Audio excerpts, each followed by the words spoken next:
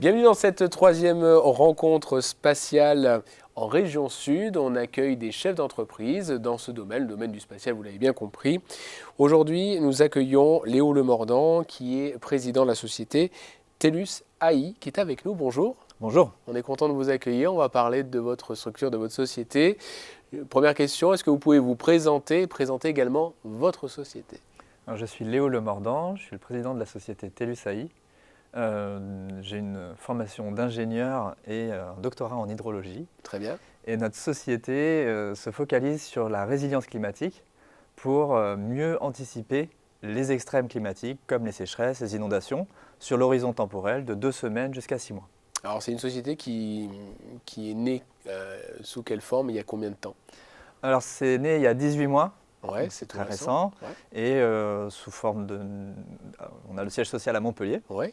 Et on a développé une activité de R&D dans un premier temps avec 2 ingénieurs basés à Montpellier et mon associé qui lui est à New York, qui est professeur à Columbia University et qui était mon directeur de thèse. Donc c'est comme ça qu'on a lancé la boîte, c'est avec en se retrouvant post-thèse pour lancer la boîte.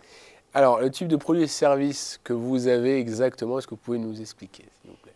Oui, alors on utilise la donnée spatiale et notamment satellitaire pour anticiper à travers nos modèles propriétaires à base d'intelligence artificielle, projeter les futures situations hydrologiques qui conduisent à des sécheresses ou des inondations, des vagues de chaleur. Et pour ce faire, on prend donc en compte non seulement la dérive climatique historique depuis une dizaine d'années, mais également l'ensemble des informations météo et aussi des données des états des sols, par exemple. Donc si on est dans une situation El Niño ou La Niña, si les sols sont humides ou secs en fin d'hiver, évidemment la sécheresse à l'été suivant va être différente. En tout cas, l'occurrence de cette sécheresse va être différente. Alors à quel niveau de développement vous situez-vous? Incubation, levée de fonds, développement international?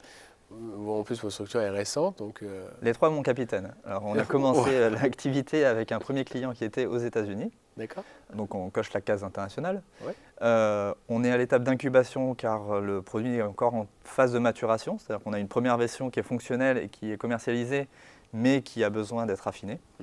Et enfin, on vient de closer une levée de fonds. Donc, voilà. C'est une bonne nouvelle. C'est une bonne nouvelle. Au-delà de votre propre activité, comment percevez-vous votre valeur ajoutée dans le développement de la filière spatiale nationale ou régionale? Nous, on se situe plutôt en aval dans la chaîne de valeur du spatial. Ça permet de valoriser l'ensemble des données qui ont été collectées par l'ensemble des objets spatiaux qui ont été envoyés par le CNES notamment. Et ensuite, donc, par exemple, Sentinel, on utilise beaucoup les résultats de Sentinel. Et donc, de valoriser à travers le développement économique, puisqu'on a placé notre société en région Occitanie, d'avoir une dynamique dans l'économie du spatial local, mais avec une ambition quand même internationale. Puisqu'on a déjà, comme je l'ai dit, mon associé qui est lui à New York, avec des clients qui sont français, européens, mais aussi internationaux. Alors, est-ce que votre société contribue à la souveraineté de la France? On a parlé d'international, mais... En un sens, oui, parce qu'on a une dimension... L'objectif, c'est quand même d'anticiper mieux les risques. D'accord. Et les risques climatiques sont de plus en plus fréquents, de plus en plus importants, et ont un impact de plus en plus important sur l'économie. Et donc du coup, mieux anticiper ces risques, ça permet de réduire la vulnérabilité de l'économie française à ces risques-là et de limiter en fait l'exposition globale de la France à ces risques-là. Donc c'est important de bien pouvoir anticiper pour mettre en place des actions de prévention, mais aussi limiter les impacts en ayant une meilleure connaissance. Quelles sont vos ambitions sur les 3 années à venir? Là, on est quand même au tout début du lancement commercial. Ouais. Donc, ce que je nous souhaite, c'est de finaliser le développement des produits qu'on a commencé, notamment le produit sur les inondations, qui n'est pas complètement terminé.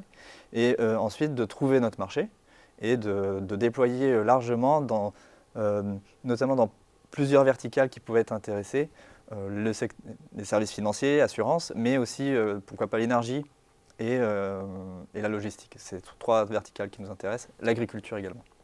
On termine par une question. Si le bon génie de nos sponsors CNES et Cannes vous accorde un vœu, quel serait ce vœu? C'est de réussir cette étape très charnière où on a quelque chose au niveau R&D qui est extrêmement performant, oui. Le faire basculer sur un vrai produit commercial qui soit accessible à des gens peut-être moins sophistiqués que des chercheurs et du coup qui puisse trouver son marché. C'est vraiment l'étape clé dans laquelle on est et c'est la logique de cette levée de fonds aussi, c'est de permettre d'amorcer ce déploiement commercial. Voilà, en tout cas, merci beaucoup, monsieur Léo Lemordant de la société TELUS AI pour cette 3e rencontre en région sud évidemment, mais c'est 3e rencontre spatiale.